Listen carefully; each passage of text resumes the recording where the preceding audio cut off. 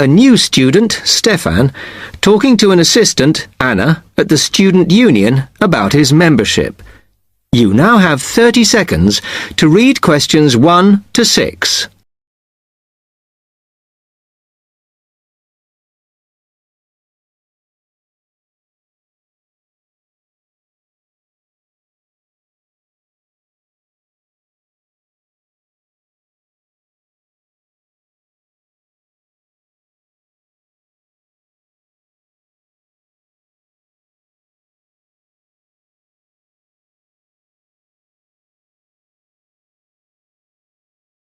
Now listen carefully and answer questions 1 to 6. Hi, can I help you? Yeah, I hope so. This is the first time I've been down to the union. I'm a new international student, and I just wondered what to do. Oh, right. Well, normally we ask international students to fill out this form, and we put your details on the wall by reception. Then other students can contact you. It's a way for everybody to get to know each other. It can be a bit lonely otherwise. Oh, I see. What's your name?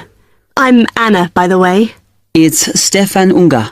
OK, well, just write that there, next to name, and then fill in the rest. Right. What does it mean, degree program?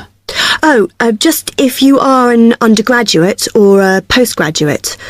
Or maybe you're just here for a short course? I'm a postgraduate. Do I need to say what in? Not really. It's too much detail. But you should put your department, so people who have the same interests or problems as you can get in touch. So I'm studying marine construction, so for department, do I put down the science faculty then? Just your actual department. That must be engineering, no? Oh, I see, yes. Then if you list what you like doing in your free time, not that we ever get any when we're studying, and maybe you can meet up with someone socially, or to join a club or something. Well, I like lots of things. Shall I just list them?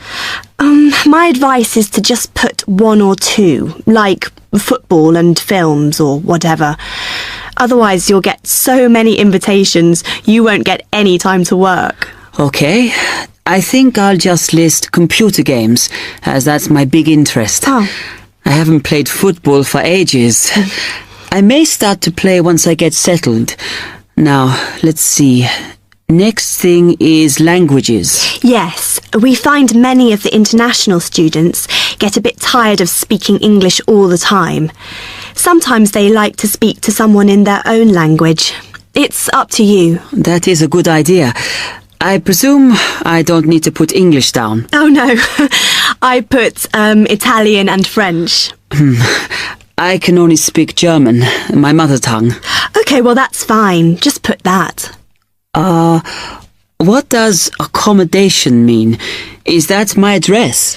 We're trying to find similarities between people, and some people live in hall, some are in flats, some are in bedsits. So it helps if you say. I'm in hall, though I'd like to be in a flat, but that won't happen till the end of the first term. Put where you are now. You can always change it later. Then finally, just put your phone number. I haven't really got one. I haven't sorted out a mobile yet. Well, it's going to be difficult for people to contact you then, isn't it? Why don't you put the union one and we'll take messages for you? Okay. It's 02950 659 003. Have you got that? Yes. Okay then. You now have 30 seconds to read questions 7 to 10.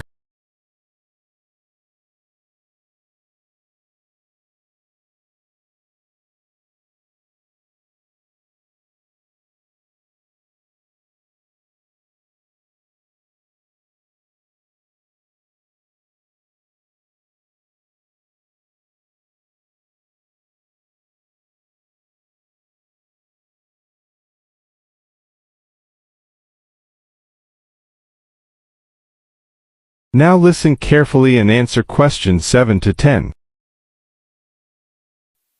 Oh, I had a couple more questions about the services you've got here. It says there's a photocopier here. Yes, you need to get a card from the shop, and then it's available to all students in the mornings. The union uses it after 1 p.m. Okay. I see also the union organizes loads of events. Are they always held here in the union building? It looks big enough. If you're interested in something, you should check the poster or our website. In fact, we normally use the Round Theatre, opposite the conference centre for most events, because the sound system is better. Right, I'll do that. Also, I wanted to hire a van. Can I do that through you? No. You need to present a case, really. They're not just available for hire to anyone. The president said we have to limit who is allowed to hire them. The person you need to see is the transport secretary. She's on the 2nd floor. Okay, thanks. The other thing is, are all the discounts we get with our union card listed on the back of the card? I thought there might be more. No, that's it, I'm afraid. Mainly books, clothes and music. Though we are currently negotiating to get one on newspapers, so that should be valid from next term. Okay, thanks a lot for your help. That is the end of section 1. You now have half a minute to check your answers.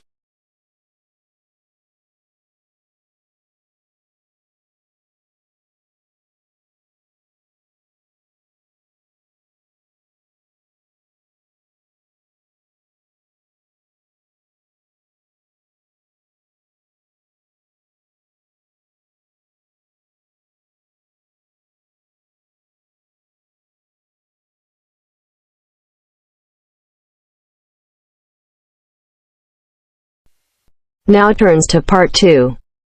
Part 2. You'll hear an introduction about how to make a resume and apply for a job. First, you have some time to look at questions 11 to 17.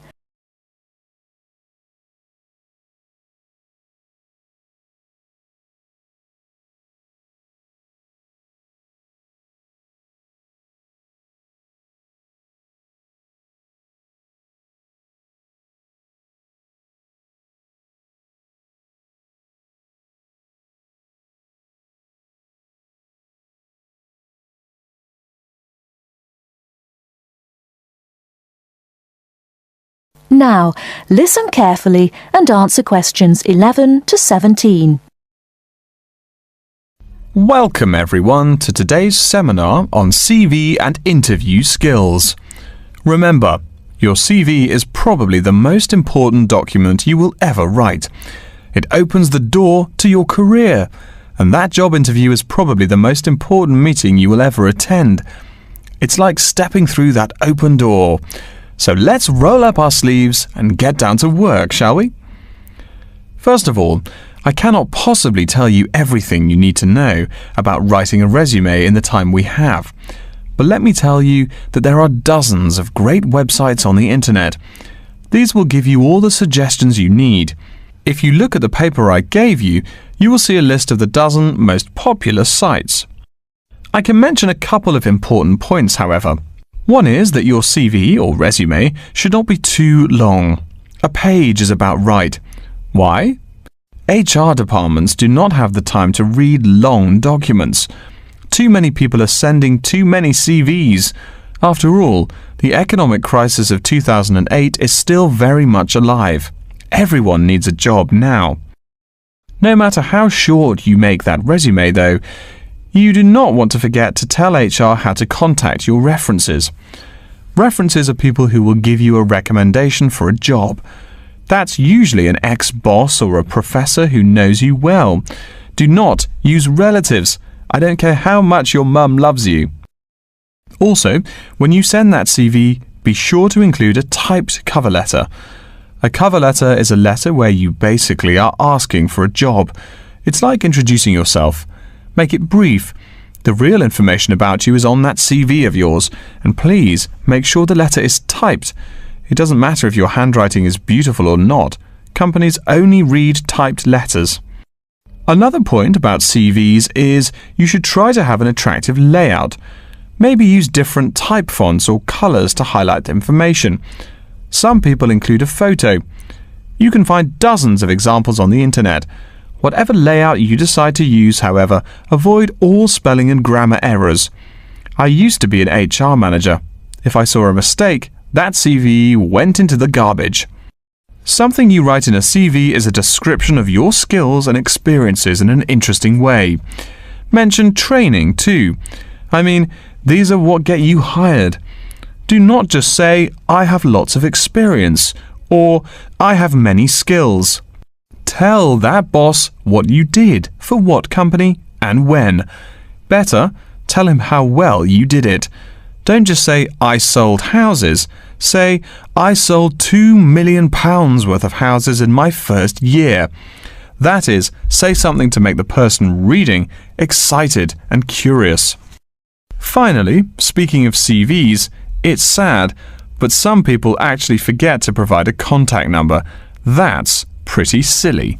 You wrote a great CV, you have HR dying to meet you, and they don't know how. You forgot your phone number. Oh, sure, if you apply online, they have your email address, but you just showed them you're forgetful. Why are they going to want to talk to you after that? Before you hear the rest of the talk, you have some time to look at questions 18 to 20.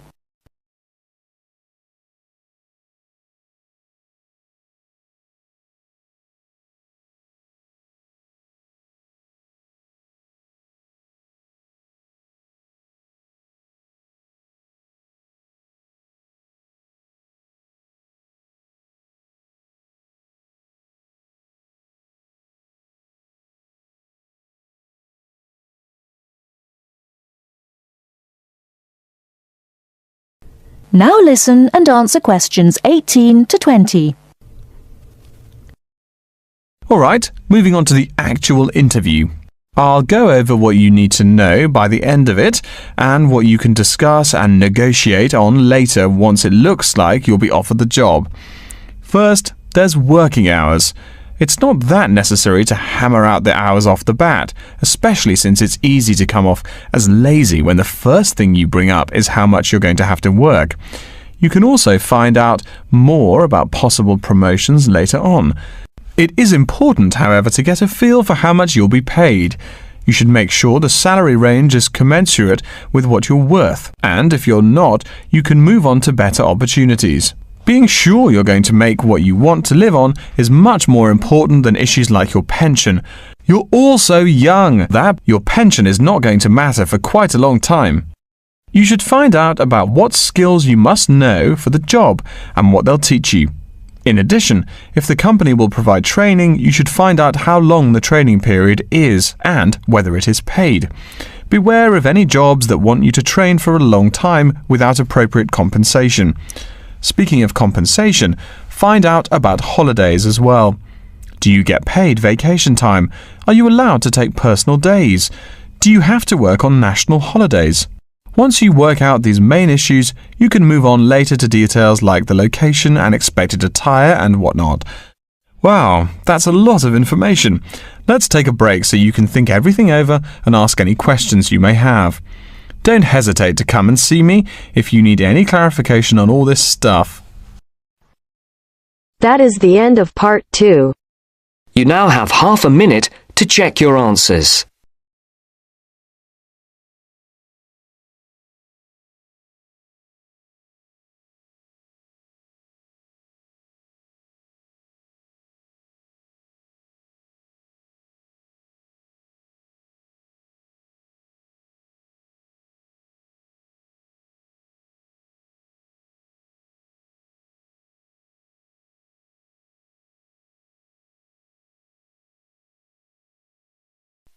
Now turns to part 3. Part 3. And welcome to this morning's lecture on transport. First, you have some time to look at questions 21 to 25.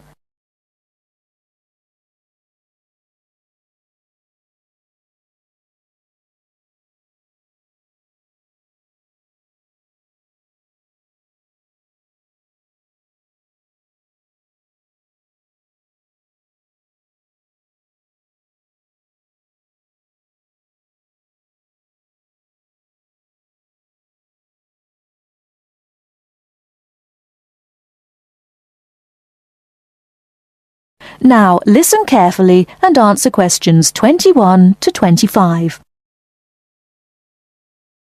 Good morning and welcome to this morning's lecture on transport. What I'll be doing today is comparing forms of transport in different countries to see how forms of transport are affected by factors such as geographical landscape and economic development. My focus will be on countries in South America, Europe and Asia. The first country I'd like to look at is Colombia, which is in South America. This is a country where geography plays an important role. Due to the huge amount of mountains and forests in this country, travelling by air is crucial. I don't know if many of you realise this fact, but Colombia was the first country to establish a commercial airline, and in so doing they made aviation history.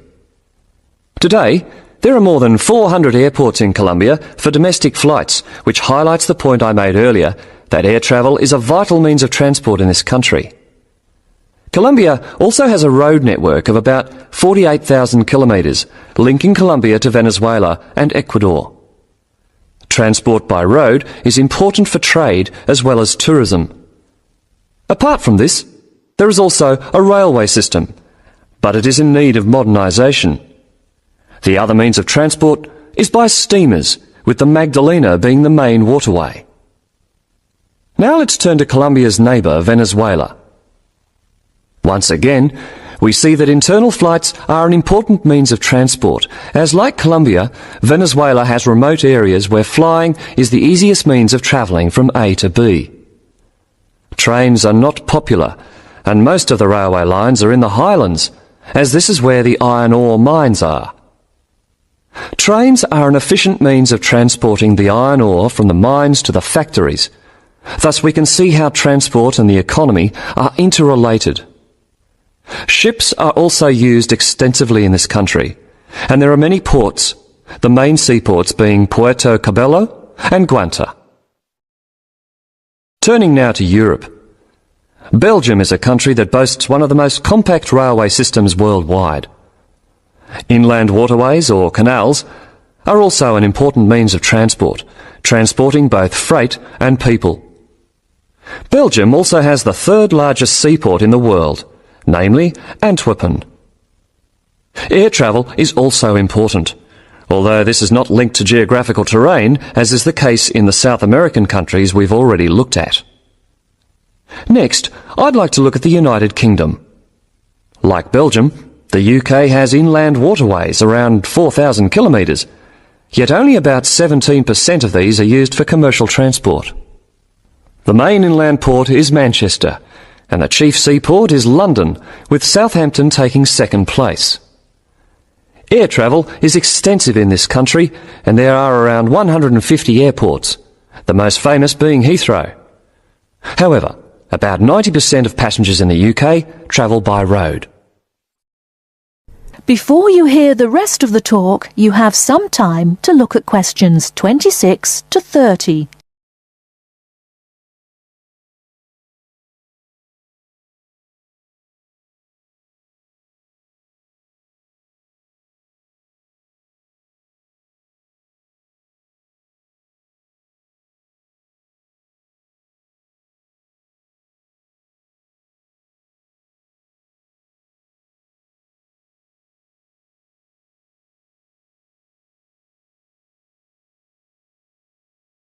Now listen and answer questions 26 to 30. Finally, I'd like to look at two Asian countries. China is a country which reveals how geographical size affects transport development. Roads and railways are widely used, and this has led to a huge amount of bridges being built, such as the Yangtze Bridge, which is probably the most widely known. The Yangtze Bridge is 1.6 kilometres long and is built on two levels. The upper tier is for cars and pedestrians, while the lower is for trains. Railways are especially important, and over 80% of freight and passengers are transported by rail. With such a high proportion of people using trains, it is not surprising that governments in countries like China are prepared to invest in the railway system. Obviously, a fast and effective train service will encourage businesses and the general public to continue using it. The last country I'm going to mention is Japan, which has one of the most advanced transport systems in the world. The railway system is highly developed, and the Tokaido Railway, connecting Tokyo and Osaka, has trains that can travel up to 250 kilometres per hour. Ships are also a vital means of transport in both international and domestic areas. To summarise, we can see that transport varies throughout the world, yet the importance of transport networks, be they air, sea, rail or road, cannot be underestimated. That is the end of part 3. You now have half a minute to check your answers.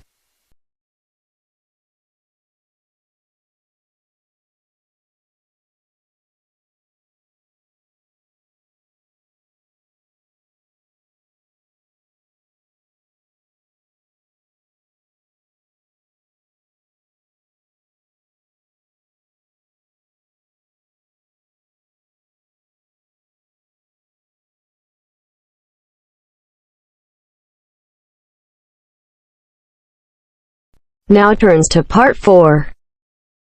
Part 4. You will hear a lecture on environmental science.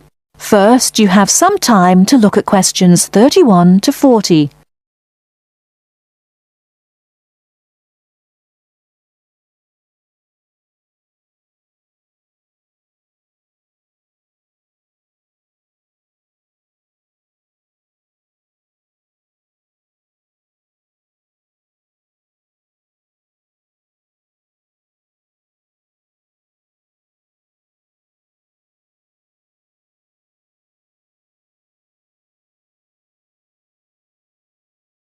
Now listen carefully and answer questions 31 to 40. Good morning and welcome to yet another lecture in environmental science. I don't think I'm telling you a secret when I mention that water is a big worry here in Australia. The stuff is scarce. Perhaps that's why we drink so much beer, eh? Seriously though, a safe and reliable source of water is one of the great concerns of people everywhere. Moreover, as the world population grows, the pressure on existing water supplies grows greater and greater. Think about it. Our economic system demands that there be more and more consumers. The growing number of people has been tied to climate change, including droughts. So more people means less water. But our economic system demands a high birth rate. Forget about oil. Soon enough you will see wars for water. Mark my words. But today I'm going to confine my remarks to Australia. As noted already, here down under the water supply is extremely scarce. The only drier continent is Antarctica, and remember no one really lives there anyway. Moreover, in recent years, the wind patterns have changed.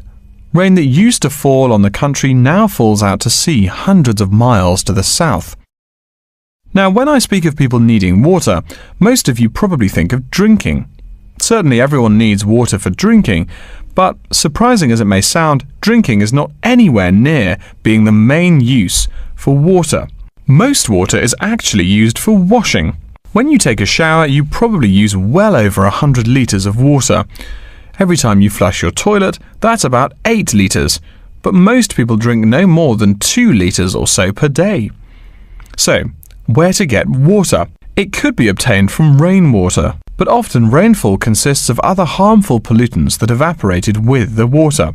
In fact, acid rain, an intense example of this, causes harmful effects on the wildlife of the habitat on which it falls. Water from underground could also be used, though it is more difficult to contain and often must go through an extensive cleansing process. The purest water is found in rivers, creeks, lakes and dams. And, sad to say, Australia has precious few of these. Really, how many of your hometowns have rivers? Year-round rivers, I mean. The soil tends to be sandy, so water soaks into the ground. Many places are rocky too, so 87% of the rainfall is lost to evaporation. That's almost twice the evaporation rate in my native Canada. Speaking of rain, we already heard how rainfall is diminishing here in Oceania. The quantity itself isn't the only problem either. Going back to the problems with obtaining rainwater, a further problem is that rain is a useful source of water only if air pollution is fairly mild. Again, you're in a situation where you can't win. You need water where most people live. People tend to build cities where rainfall is adequate, but then modern cities tend to feature polluted air, which renders the rain far less easily usable. Okay, let's take a look at the table here. You'll see it showing the relative pollution of rainfall in the world's cities. The more people, the dirtier the rain. This is becoming a huge concern for people in the West who want their water to be pure and safe. Though reliable drinking water is important everywhere, the concern in the West is reflected in all the government regulations and political campaigns aimed at solving this problem. In contrast, there are not as many demands made on the governments in Asian and African cultures to improve the water, as their focus is on other issues. Now, whatever the source of water, we can never afford to forget that all water is highly vulnerable to contamination. Whether we're getting it from the ground, from bodies of water, or rainfall, it is susceptible to a variety of toxins. In fact, that's why we clean it before using it. Water carries with it filth and dirt. This problem shows up in a number of different ways. As humans and all other animals need water to survive, it's no surprise to us that one of the most important domestic uses of water is for drinking. Yet, if you have old-fashioned lead pipes, you may slowly be poisoning yourself by drinking that nice clear water. The industrial pollution, farm chemicals, and leaky landfills are well-known sources of contaminants as well. So what is being done to ensure we Australians a safe and steady supply of drinking water? There are a lot of initiatives that make admirable efforts to remedy this issue. We'll be talking about this when we meet again on Thursday, but as a preview, I can tell you that so far the amount of real solutions that have been produced is not nearly adequate. Traditionally, we've been very free in this country. That means that every person and every province tend to go its own way. So the mechanisms for water management are, in a word, insufficient. To begin seeing how this is so, I want you to read something before our next class. Though a lot of previous data on water usage and water management are inconclusive and have thus caused quite a concern, we can learn a lot from the contents of reports written on the subject. The basis for the government's water policy is the 1989 White Paper reporting on water use, present and future. If you compare the numbers offered in the paper with those in the text, you'll find that the report is rather untrustworthy. Truth being told, I'm being too kind when I say that. That is the end of part 4. You now have half a minute to check your answers.